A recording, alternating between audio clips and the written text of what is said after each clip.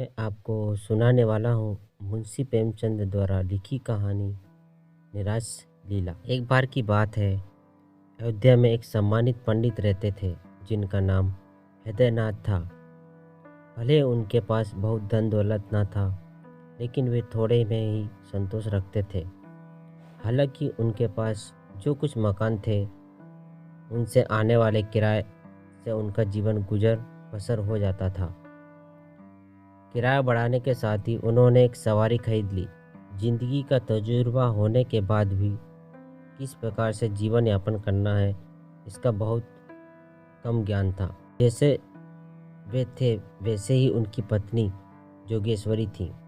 उन्हीं की तरह समाज के रीति रिवाजों से डरकर रहने वाली दोनों के विचार कभी अलग नहीं हुए।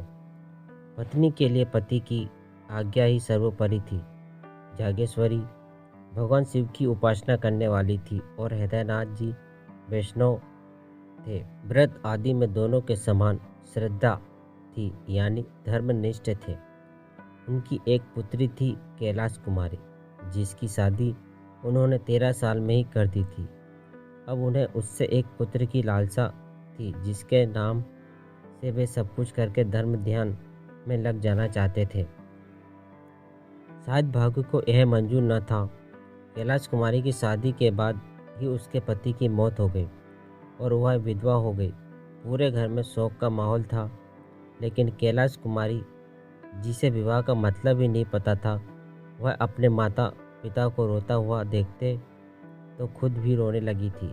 उसे नहीं पता था कि वो क्यों रो रही है। वह तो सिर्फ अपने माता पिता को रोते देखती थी तो उनका अपने पति प्रेम देखकर रोने लगती। उस बेचारी को तो पति का मतलब भी नहीं मालूम था। वही जब भी माता पिता अपनी बेटी का चेहरा देखते तो दुख से और रोने लगते थे। कैलाश कुमारी को लगता है कि महिलाएं पति के मृत्यु के बाद इसलिए दुखी होती हैं क्योंकि पति महिला और बच्चे का पालन पोषण करता है। ऐसे में उसे चिंता करने की क्या ज़रूरत, क्योंकि उसके पास तो उसके माता पिता हैं जो उसकी सारी इच्छाएं पूरी कर सकते हैं। कैलाश कुमारी को बस यह दुख था कि उसकी सहेलियां भी उसके साथ खेलने ना आती। वह जब माँ से सहेलियों को बुलाने की आज्ञा लेने जाती तो माँ फूट फूट कर रोने लगती। इसलिए उसने माता के पास जाना छोड़ दिया और अकेले बैठकर किस्से कहानियाँ पढ़ा करती। उसके अकेले रहने से माता पिता को लगा कि बेटी बहुत दुखी है और अकेले रहकर शोक मना रही है। एक दिन पिता हृदयनाथ ने अपनी पत्नी से कहा कि मेरा मन करता है कि यहाँ से कहीं दूर चला जाऊँ। अब मुझसे बेटी का दुख देखा नहीं जाता। जागेश्वरी, मैं भी यह सब नहीं देख सकती। भगवान, मुझे अब और नहीं जीना है। हृदयनाथ, अगर हमारी बेटी दुखी रही तो बहुत बुरा होगा। हमें कुछ करना चाहिए। जागेश्वरी ने कहा, मेरी तो कुछ समझ नहीं आ रहा है, आप ही बताइए। हृदयनाथ, हम लोगों को इस प्रकार से मातम मनाना छोड़कर उसका दिल बहलाना चाहिए। तुम उसका मन कुछ ना कुछ मनोरंजन करके बहला दिया करो। जागेश्वरी, हाँ, मैं ऐसा ही करूँगी। पहले तो मैं उसे देखकर रो पड़ती थी, लेकिन मुझे खुद को संभाल कर उसका शोक दूर करना होगा। हृदयनाथ बोले, अब मैं भी उसके दिल को बहलाने वाले प्रयास करूँगा। हमें उसे हर समय मनोरंजन में लगाए रखना चाहिए। दोनों ने ऐसा विचार बनाया और फिर कैलाशी के लिए मनोरंजन के सामान इकट्ठा करना शुरू कर दी। इससे हंसते हुए बात करना, घूमने ले जाना, नदी में नाव की सैर कराना, रोज़ थिएटर ले जाकर नए नए नाटक दिखाना उनकी दिनचर्या का हिस्सा था। हृदयनाथ भी कभी उसे कश्मीर के दृश्य, कभी स्विट्जरलैंड की झांकी और झरने दिखाते थे, तो कभी ग्रामोफोन पर गाने बजाकर सुनाते थे। कैलाश कुमारी इन सब से खूब मज़े लेती। अब उसकी सहेलियां भी आने लगी थीं। इस प्रकार कुछ साल कैसे निकल गए पता ही नहीं चला। कैलाशी को इन सब की आदतें हो गई थी और वह बिना इन सब के एक भी दिन चैन से नहीं रह पाती थी। उसे थिएटरों और फिर सिनेमा, उसके बाद मेस्मेरिज्म और हिप्नोटिज्म वाले नाटकों की आदत हो गई थी। साथ ही में ग्रामोफोन पर आने वाले नए रिकॉर्ड भी सुनने लगी और नए संगीत की लत भी लग गई थी। उसे अब बाहरी दुनिया से कोई मतलब नहीं था। वह तो अपने काल्पनिक संसार में डूबी रहती थी। कैलाशी अपनी सहेलियों से भी घमंड भरी बातें करती और कहती कि यहाँ के लोगों को ज़िंदगी जीना नहीं आता। जीवन तो विदेशों के लोग जीते हैं मनोरंजन के साथ, इसलिए वे इतना खुश रहते हैं। किसी भी कार्यक्रम में माँ और बेटी साथ जाते थे। उनका इस प्रकार से बाहर घूमना और सैर सपाटा लोगों को देखा नहीं गया। लोगों का मानना था कि विधवा औरत को सिर्फ पूजा पाठ तीर्थ व्रत करने चाहिए। यह मनोरंजन के साथ उनके लिए नहीं होते। कैलाशी के माता पिता को शर्म करना चाहिए कि इस प्रकार से अपनी बेटी को सिर पर चढ़ा रखा है। महिलाएं बोलती बाप तो ठीक है, लेकिन माँ ने बिल्कुल भी नहीं सोचा कि दुनिया वाले क्या कहेंगे। इस प्रकार से लोगों में बातें होने लगी। लेकिन एक दिन सभी स्त्रियों ने जागेश्वरी के यहाँ जाने का फैसला किया। उनके आने पर जागेश्वरी ने बड़े ही आदर सत्कार से उनका स्वागत किया। फिर कुछ देर यहाँ वहाँ की बातों के बाद एक स्त्री ने कहा कि बहन, तुम आराम से हो, तुम्हारे दिन हंसी खुशी से निकल जाते हैं, हमारे लिए तो हर दिन पहाड़ जैसा कटता है। तभी दूसरी औरत ने कहा, आखिर तुम्हारे पास इतना समय कैसे मिल जाता है? हमारा दिन तो चूल्हा चक्की करते हुए निकल जाता है। जब समय मिलता है तो कभी बच्चे को संभालो तो कभी घर वालों को। हम तो पूरी कठपुतलियों के जैसे नाचते रहते हैं। तभी तीसरी औरत ने व्यंग करते हुए कहा, इसमें सोचने वाली क्या बात है? यह सब करने के लिए जागेश्वरी जैसा कलेजा चाहिए। तुम लोग तो राज सिंहासन में बैठने के बाद भी रोती रहोगी।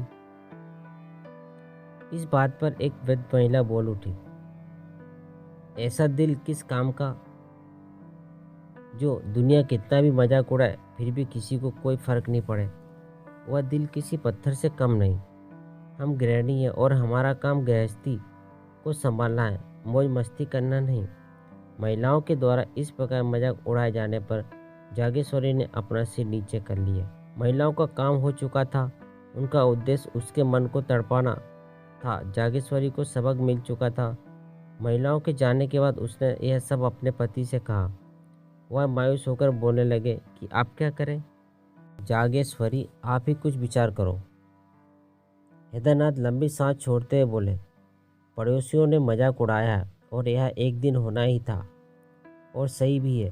मुझे खुद पता चल रहा है कि कैलाशी के हाव भाव बहुत बदल गए हैं। विधवाओं का यह सब करना ठीक नहीं है। अब यह सब बंद करना होगा। जागेश्वरी टोकते बोली, पर कैलाशी को इन सब की आदत हो गई है, वो कैसे रहेगी वह इनके बिना?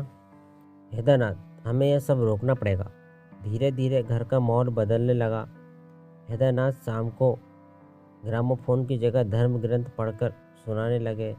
घर में माँ और बेटी धर्म निष्ठा का पालन करने लगी, स्वयं में उपासना करने लगी। गुरु जी ने कैलाशी को दीक्षा दी। गुरु से मिलने वाली दीक्षा, और सभी महिलाओं ने वहाँ आकर उत्सव मनाया। अब माँ बेटी गंगा स्नान करने लगी, मंदिर जाती, एकादशी का निर्जला व्रत रखती। गुरुजी कैलाशी को रोजाना संध्या के समय धर्म उपदेश देते। कैलाशी को कुछ दिनों तक यह सब कष्टप्रद लगा, लेकिन थोड़े ही दिनों में उसे इन सब में रुचि होने लगी। उसने मनोरंजन का मार्ग छोड़कर अध्यात्म और त्याग का मार्ग अपना लिया। उसे पति और अपनी स्थिति का मतलब समझ आने लगा। अब उसने प्रायश्चित करने का मन बना लिया था। वह साधु महात्माओं की सेवा करने लगी, और यहाँ तक कि 3 साल में उसने संन्यास लेने का सोच लिया। जैसे ही माता पिता को इस बात का पता चला, उन्होंने अपने सिर पकड़ लिया। माँ ने कहा कि बेटी, अभी संन्यास लेने की तुम्हारी उम्र नहीं है, ऐसी बातें मत सोचो। कैलाशी, माँ, इन सब झंझटों को जितने जल्दी छोड़ दिया जाए उतना ही अच्छा है। केदारनाथ, क्या घर में रहकर इन सब से मुक्ति नहीं मिल सकती? तभी माँ ने कहा, इन सब से बदनामी होगी। कैलाश कुमारी, जो भगवान के चरणों में अर्पण हो जाते हैं उन्हें बदनामी की चिंता नहीं होती। जागेश्वरी ने समझा, बेटी, हमें तुम्हारा ही आसरा है। अगर तुमने संन्यास लिया तो हम किसके सहारे जिएंगे? कैलाश कुमारी, भगवान ही सबका सहारा है माँ। अगले रोज़ यह बात मोहल्ले वालों को पता चल गई। शुरू में तो उन्होंने आपस में ही खूब मजाक उड़ाया। फिर कुछ पुरुष इस गुत्थी को सुलझाने के लिए हृदयनाथ के यहाँ आए। एक सज्जन बोले, क्या तुमने सुना है कि डॉक्टर गौड़ का हुआ प्रस्ताव बहुत अधिक मतों से मान लिया गया है? दूसरे व्यक्ति ने कहा कि ये लोग हिंदू धर्म का नाश करके मानेंगे। तीसरे व्यक्ति ने कहा, नाश तो होगा ही जब हमारे ही साधु महात्मा मासूम लड़कियों को बहकाने लगे हैं। हृदयनाथ, मेरे साथ भी ऐसा ही हुआ, आपको तो पता ही है सब कुछ। पहले व्यक्ति, आपके ही नहीं हमारे साथ भी हो रहा है। हृदयनाथ, आप लोग कोई रास्ता निकालिए। पहले व्यक्ति, आपने उसे समझाया नहीं था क्या? हृदयनाथ, बहुत समझाया और अब हार गया, किसी की कुछ नहीं सुनती। तीसरे व्यक्ति, उसे इस मार्ग पर नहीं लाना था। पहले व्यक्ति, पर अब पछताने पर क्या होगा? कुछ लोगों की सलाह है कि विधवाओं से अध्यापिका का काम कराना चाहिए। दूसरे व्यक्ति, सलाह अच्छी है, आस पड़ोस की कन्या पढ़ने को आ जाएगी और लड़की का भी मन लग जाएगा। हृदयनाथ, मैं उसे फिर से समझाऊंगा। जैसे ही लोग गए, हृदयनाथ ने कैलाश कुमारी को समझाने का प्रयास किया। पहले तो हृदयनाथ को कैलाश कुमारी को समझाने में कठिनाई हुई, लेकिन धीरे धीरे कैलाशी की सोच बदलने लगी और वह मान गई।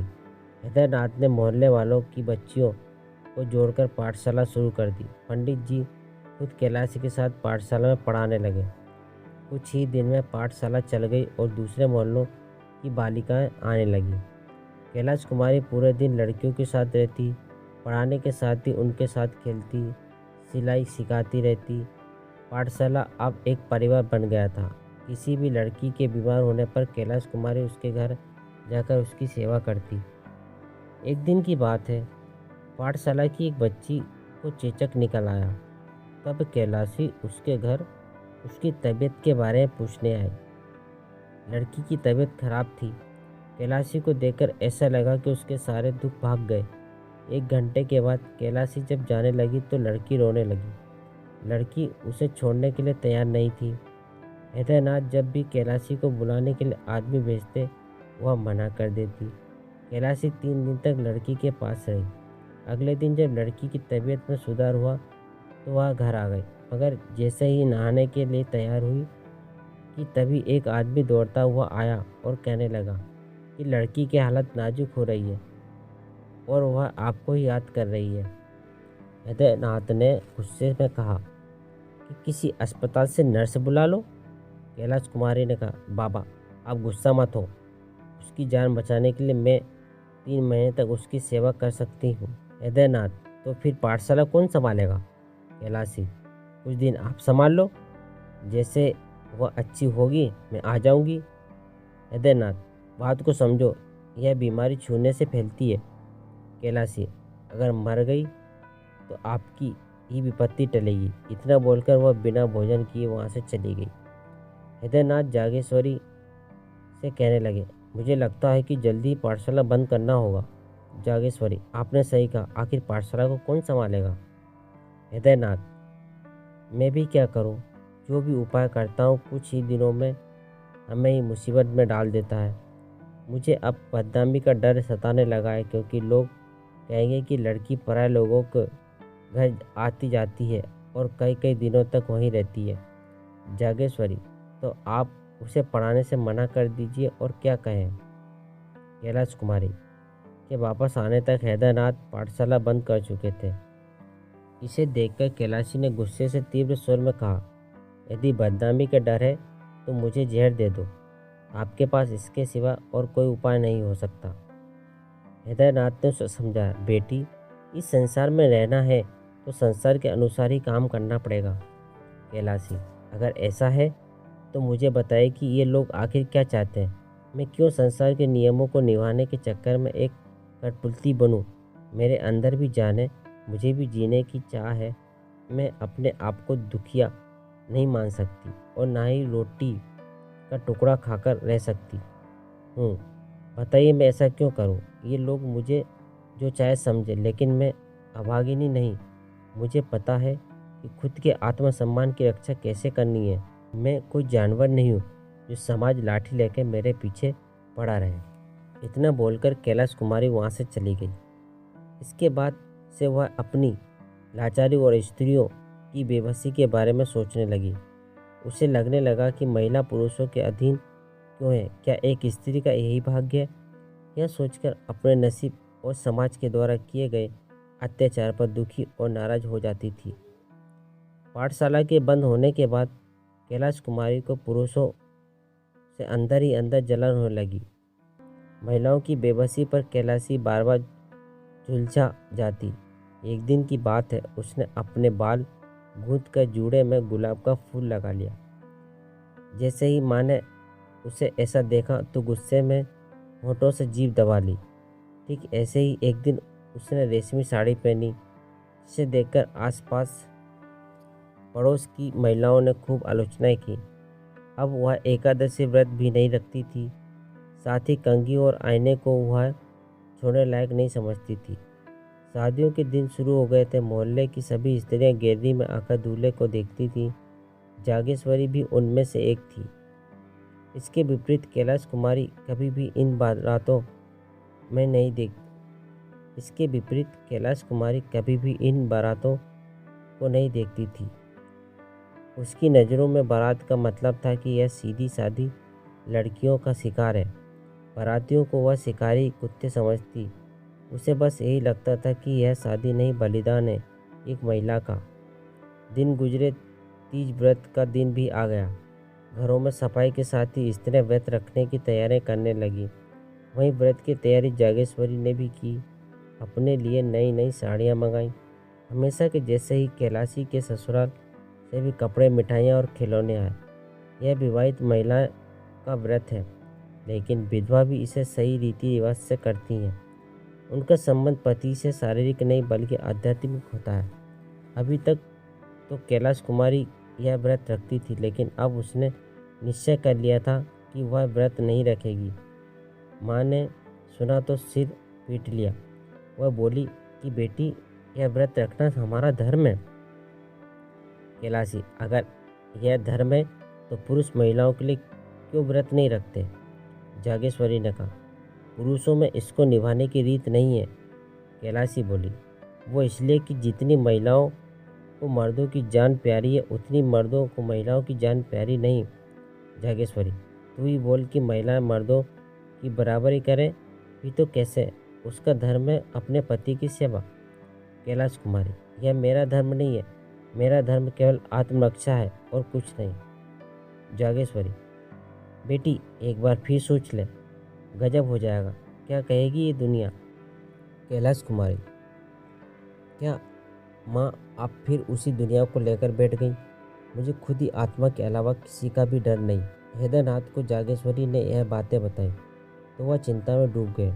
उनके मन में हुआ क्या मतलब है इन सब का? क्या उसके अंदर आत्मबोध हुआ है या फिर यह सब निराश है?